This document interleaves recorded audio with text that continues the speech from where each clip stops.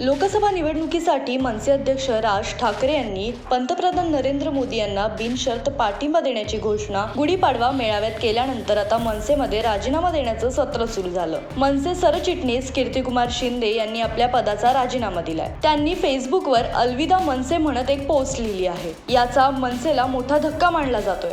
राज ठाकरे यांनी मोदी आणि महायुतीला पाठिंबा दिल्याने नाराज कीर्तिकुमार यांनी राजीनामा देण्याचा मोठा निर्णय घेतला। 5 वर्षांपूर्वी 2019 लोकसभा निवडणुकीच्या धामधुमीत राज ठाकरे यांनी भाजप मोदी शहा विरोधात रणशिंग फुंकले होते आणि आज अत्यंत निर्णायक क्षणी राजसाहेबांनी भूमिका बदलली असं कीर्तिकुमार शिंदे यांनी म्हटलंय। महाराष्ट्र नवनिर्माण सेना लोकसभेच्या निवडणुकीत काही जागांवर उमेदवार देणार असल्याचं सुरुवातीच्या काळापासून बोललं जात होतं। जशी जशी लोकसभेची निवडणूक जाहीर झाली तसं भाजपला मनसे पाठिंबा देणार असल्याची चर्चा सुरू झाली। मनसे अध्यक्ष राज ठाकरे यांनी आपली तलवार महायुती समोर म्यान केली असून महायुतीला पाठिंबा देत 2 जागांवर मनसे निवडणूक लढवणार असल्याचं देखील बोललं जात होतं। या पार्श्वभूमीवर गेल्या 2 महिन्यांपासून विविध तर्कवितर्क लावले जात होते। या दरम्यान राज्याचे उपमुख्यमंत्री देवेंद्र फडणवीस यांच्या माध्यमातून केंद्रीय मंत्री अमित शहा यांची मनसे अध्यक्ष राज ठाकरे यांनी दिल्लीत जाऊन भेट घेतली। यामध्ये चर्चा देखील झाली। राज ठाकरे यांनी या भेटीनंतर गुढीपाडव्याच्या मेळाव्यात मनसेची भूमिका जाहीर करणार असल्याचं सांगितलं। त्यानुसार मंगळवारी शिवतीर्थावर